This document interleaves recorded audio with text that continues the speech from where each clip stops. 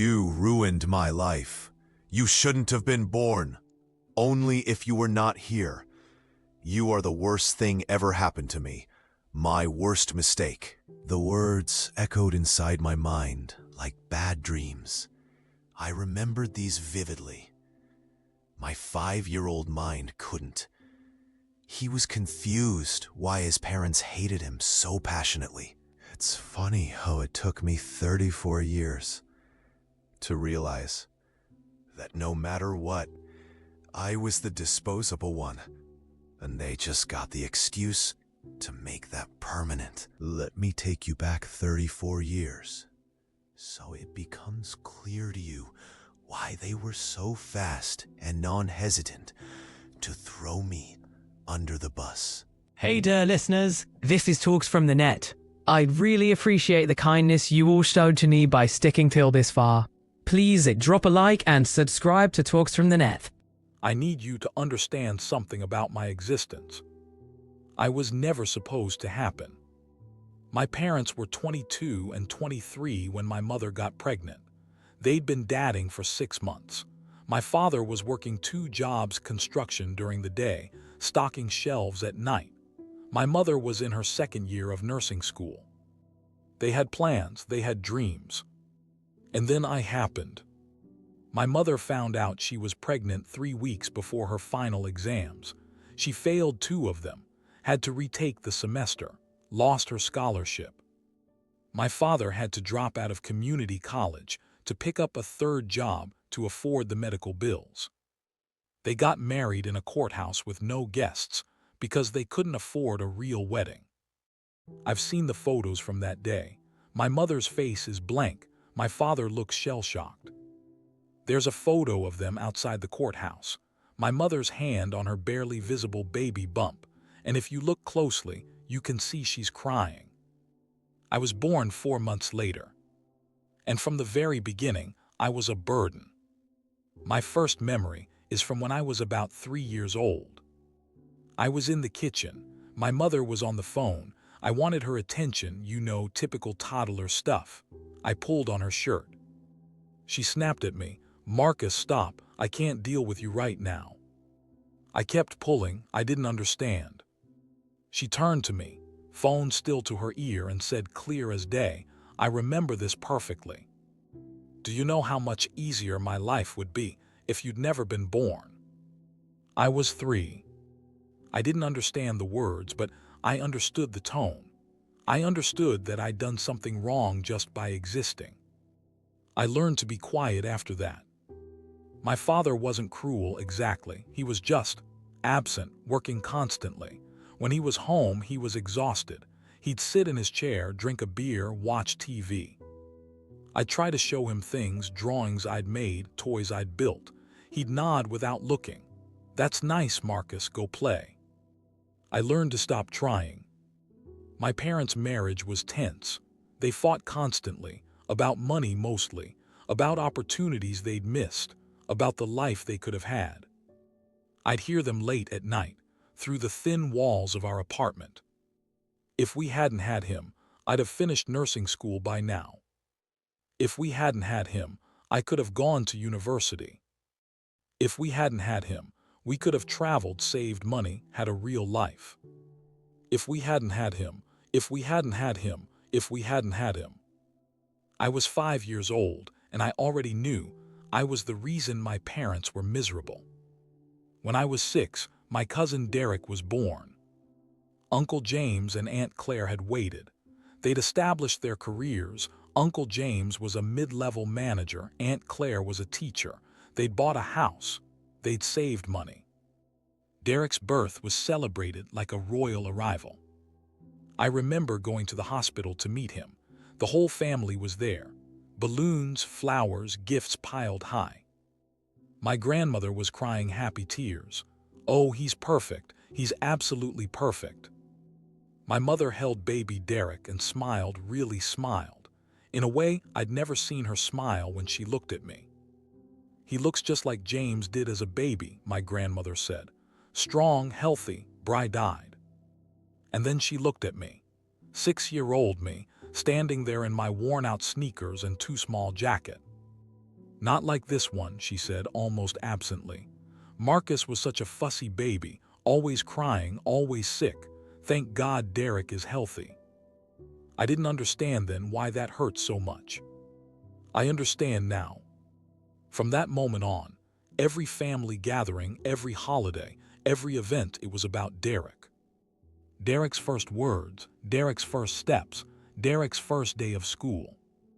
I faded into the background.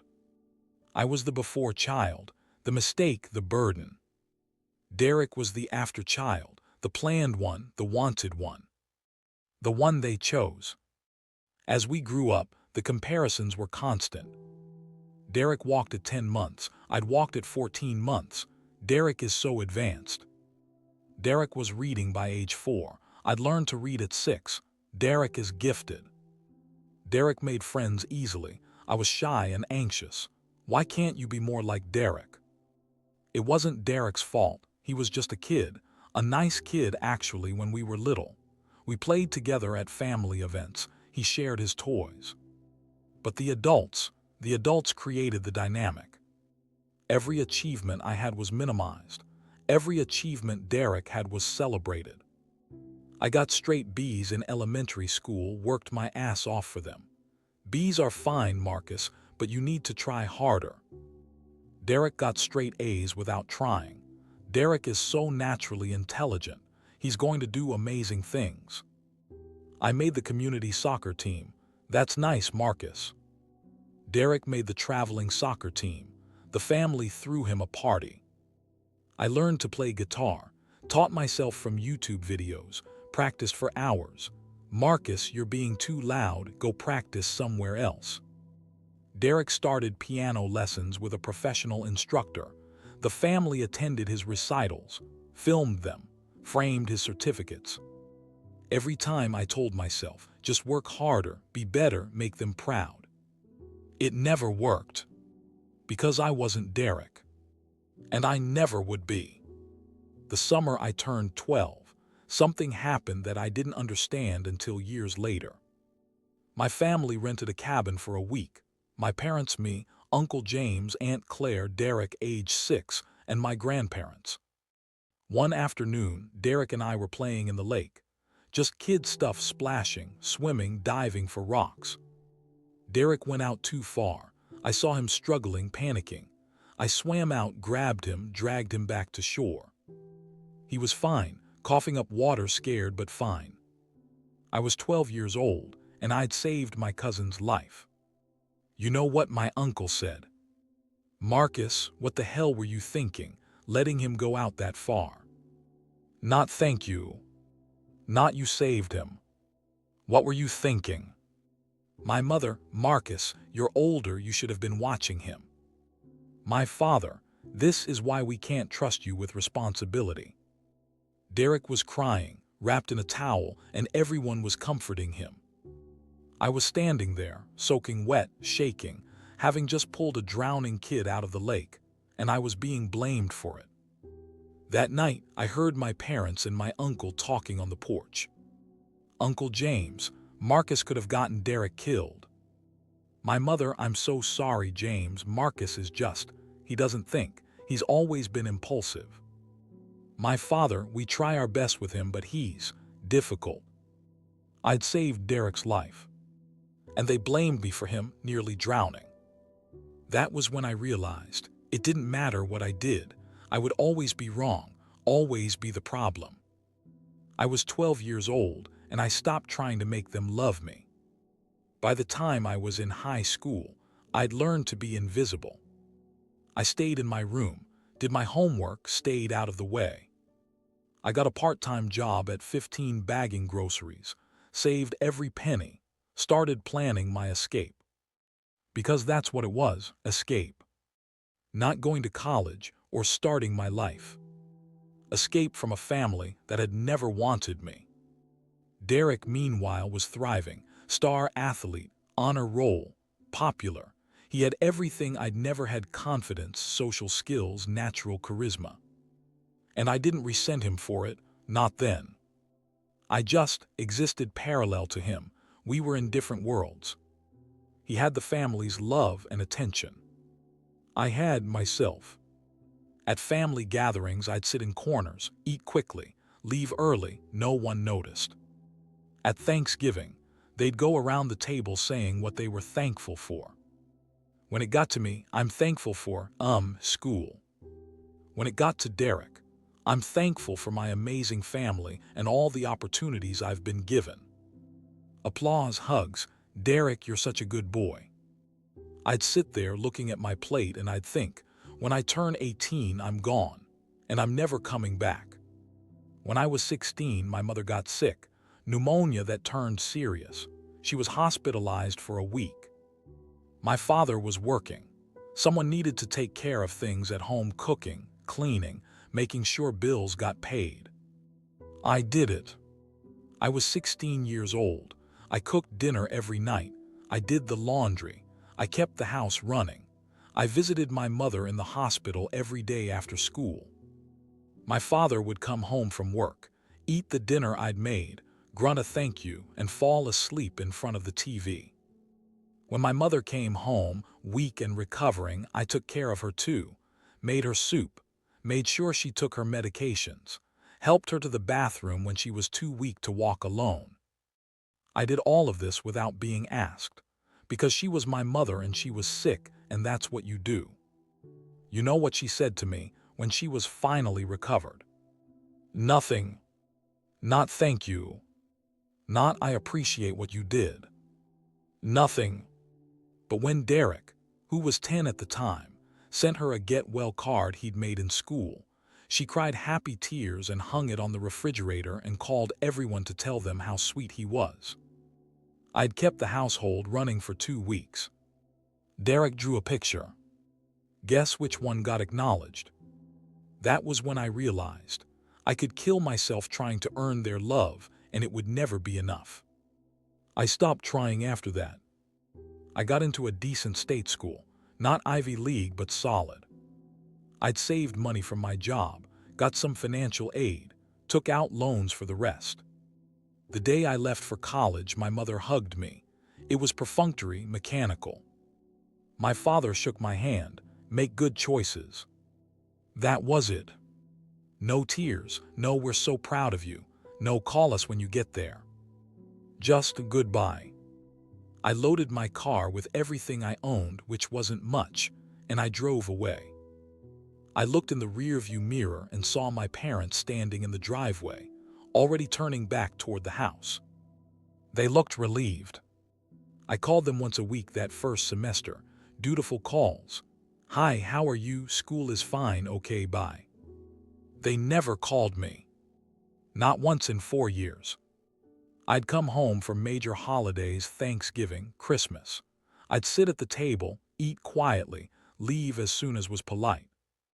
Derek was in high school by then, still perfect, still golden. Family conversations were about Derek's games, Derek's grades, Derek's college prospects.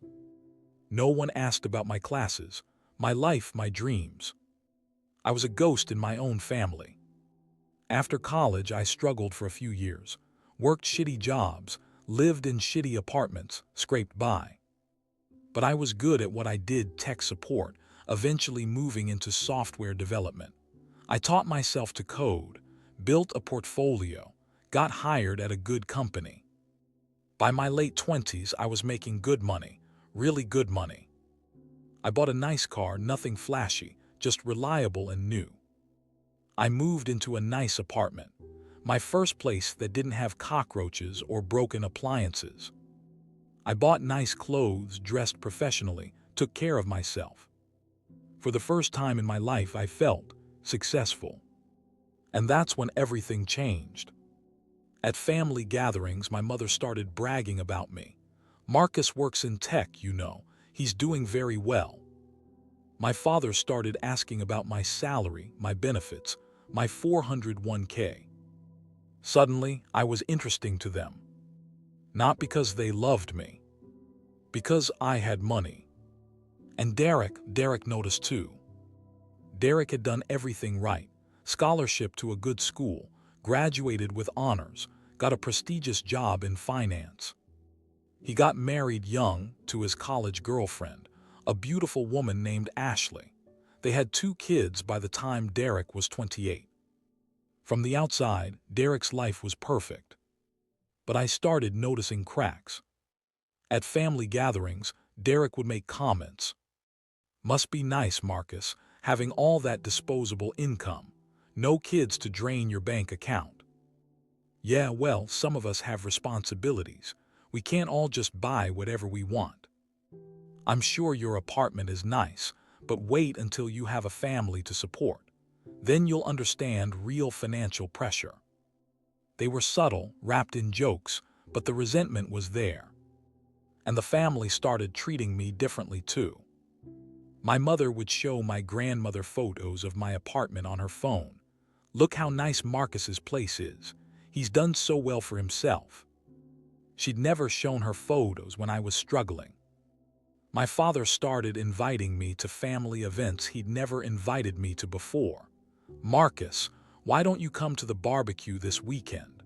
Uncle James would love to catch up with you."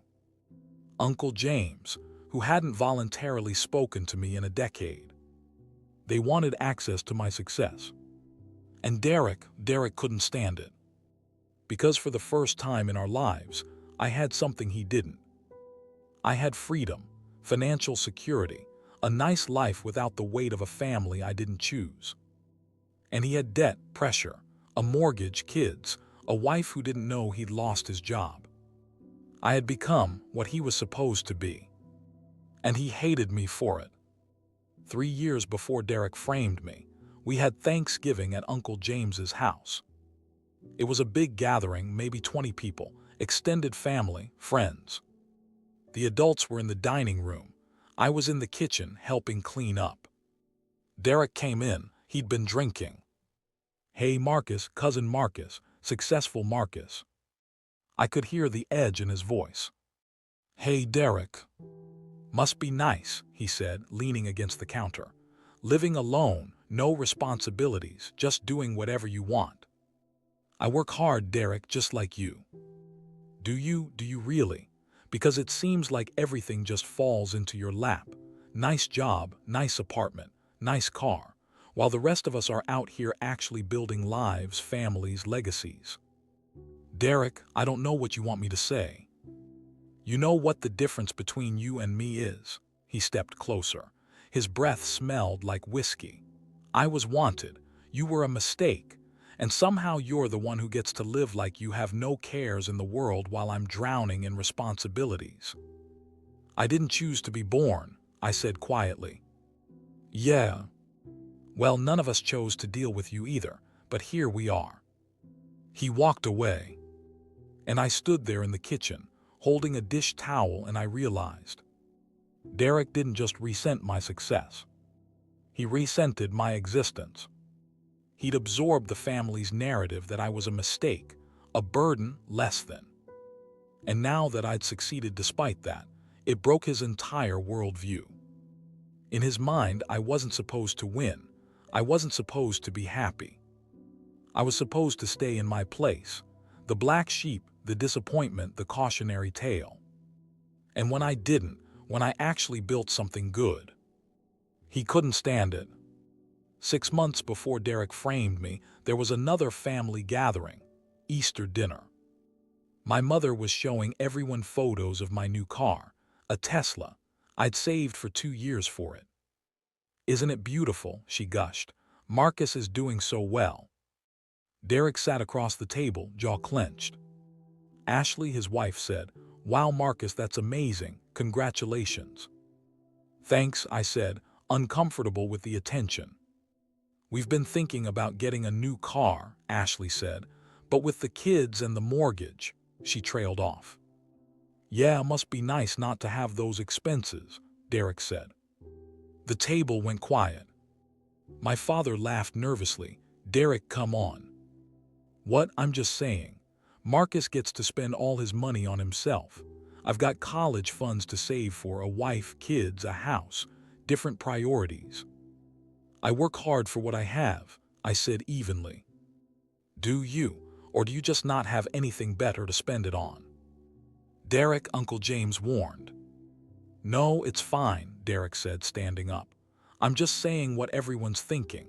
Marcus has it easy because he's got nobody. No wife, no kids, no real responsibilities, just him and his toys." He left the table. Ashley looked mortified.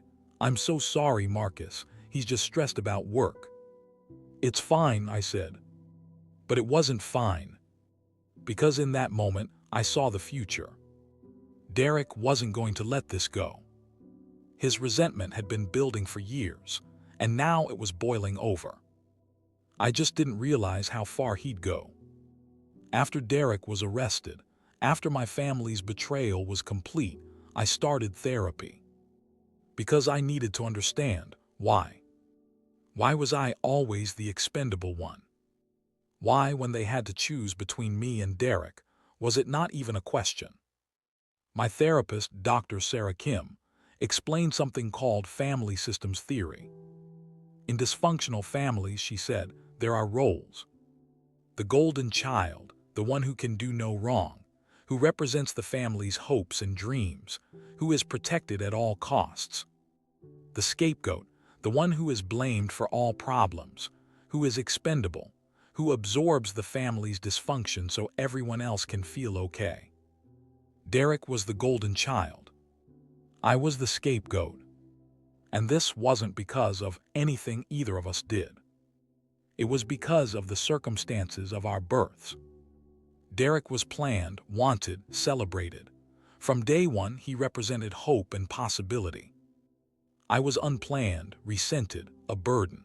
From day one, I represented sacrifice and lost opportunities. The family needed me to be the problem. Because if I wasn't the problem, they'd have to confront their own dysfunction, their own choices, their own failures. It was easier to blame me than to face themselves. When Derek framed you, Dr. Kim said in one session, your family's choice to protect him wasn't surprising. It was predictable. They'd been preparing to sacrifice you your entire life. Derek just gave them the excuse they'd been waiting for.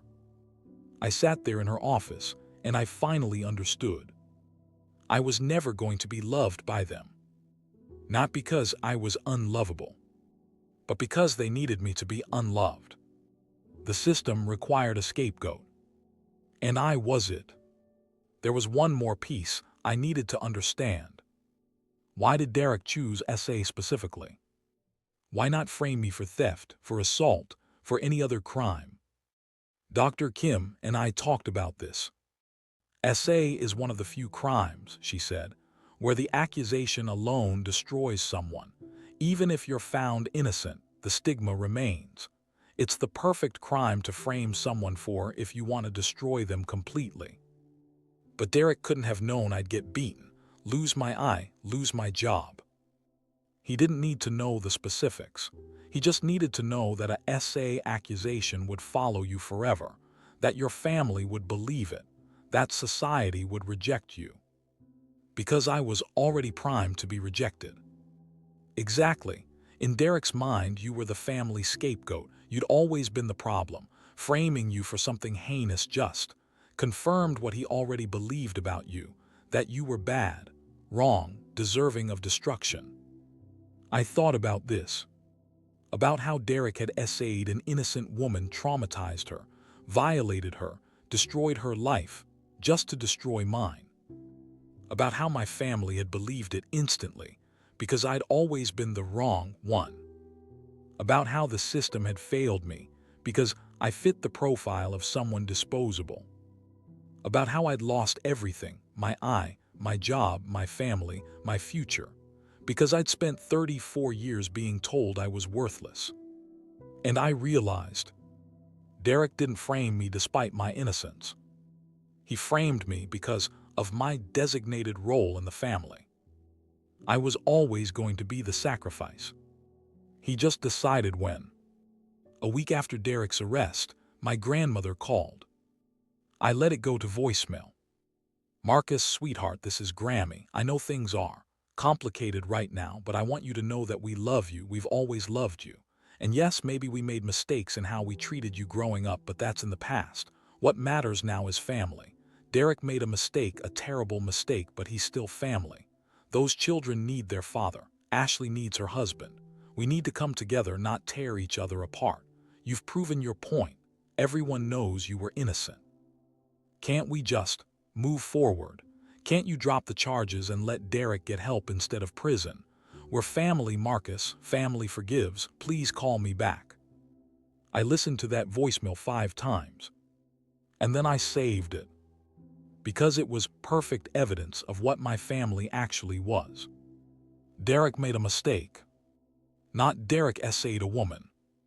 Not Derek framed you and destroyed your life. A mistake. Can't you drop the charges? As if I had that power. As if Sarah's trauma didn't matter. As if justice was negotiable. We're family, Marcus. Family forgives. They disowned me when I was accused. But now I was supposed to forgive Derek's actual crime. I called my grandmother back. She answered immediately. Marcus, oh sweetheart, I'm so glad. No, I said. What? No, I'm not dropping anything. Derek is going to prison, and then I'm suing him and Uncle James and Aunt Claire and Mom and Dad and anyone else who participated in destroying my life. Marcus, please, you're being vindictive. I'm being just, there's a difference. But the children. Derek's children have an assaulter for a father. That's Derek's fault, not mine. You're going to destroy this family. No, Grammy, this family destroyed itself. I'm just making sure everyone pays for what they did. We love you. No, you don't. You never did. And I'm done pretending that matters. I hung up, and I blocked her number. In therapy, Dr. Kim asked me, what do you want from all of this? From the lawsuits, the trials, the scorched earth approach? I thought for a long time. I want them to hurt like I hurt, I said finally. I want them to lose things they can't get back. I want them to understand what they took from me. Will that make you feel better? No, I said honestly. Nothing will make me feel better. My eye is gone. My career is destroyed. My family betrayed me. There's no revenge that fixes that. So why do it? Because they should pay for what they did. Because Derek needs to be in prison. Because my parents need to understand there are consequences for choosing an assaulter over their innocent son.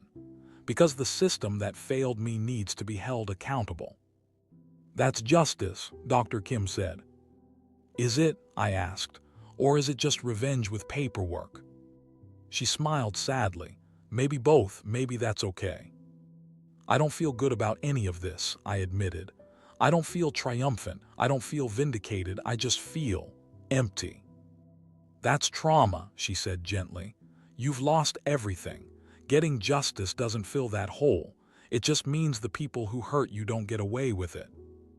Is that enough? I don't know, is it? I didn't have an answer. I spent the next 3 weeks preparing. Marcus Chen compiled evidence for the civil suits. My lawyer, who'd upgraded to a full litigation team, filed paperwork. Sarah prepared for Derek's criminal trial. And I documented everything. Every voicemail from my family begging me to drop the charges. Every social media post from relatives defending Derek. Every message from friends and neighbors who'd believed the worst of me. Every article with my name and mugshot. Every medical record of my injuries. Every bank statement showing my depleted savings. Every job rejection email citing concerns about my public image. I built a case not just against Derek, but against everyone who destroyed me. My parents, who'd admitted they chose Derek knowing I was innocent. Uncle James and Aunt Claire, who'd known their son was an assaulter and tried to cover it up. The police department, who'd let a mob take my eye. My employer, who'd fired me without due process. My neighbors, who'd confessed to assault motivated by jealousy. The prosecutors, who'd charged me without proper investigation. Every single one. I was going to court. And I was going to win. Not because winning would heal me, but because losing wasn't an option. 2 days before Derek's trial, Marcus Chin found something. He came to my apartment with a folder. "You need to see this," he said. Inside was a document, a police report from 15 years ago. Derek had been accused of sexual assault when he was 19. A girl at a party. She'd reported it. The case was dropped, insufficient evidence. Uncle James had hired an expensive lawyer, made the case go away. The family had buried it. "He's done this before," I said. "Yes," Marcus said, "and your family covered it up, just like they tried to do with you." I stared at that report. 15 years ago, Derek had essayed someone. The family had protected him. And the girl, whose name was redacted but whose pain was evident in her statement, got no justice. Derek learned that he could hurt people and get away with it, because the family would always choose him. And I realized, if Derek had been held accountable 15 years ago, Sarah would never have been essayed. I would never have been framed. None of this would have happened. The family's protection of Derek had created a monster, and I was just his latest victim. But I wouldn't be his last if I didn't stop him. People keep asking me, "Why are you so angry? Derek is going to prison. You proved your innocence. Why can't you just move on?" And I want to scream at them. Because this didn't start with the essay. This started when I was born and my mother cried at her courthouse wedding. This started when I was 3 and was told I ruined her life. This started when I saved Derek from drowning and got blamed for it. This started with every comparison, every dismissal, every moment I was told I was less than. This started with a family that spent 34 years telling me I was disposable. So when Derek needed a scapegoat, I was ready-made. When the police needed a suspect, I was believable. When the mob needed someone to destroy, I was acceptable. I was the perfect victim because I'd been trained my entire life to be victimized. And now people want me to just let it go. No, I'm not letting anything go. I'm going to drag everyone who did this into the light.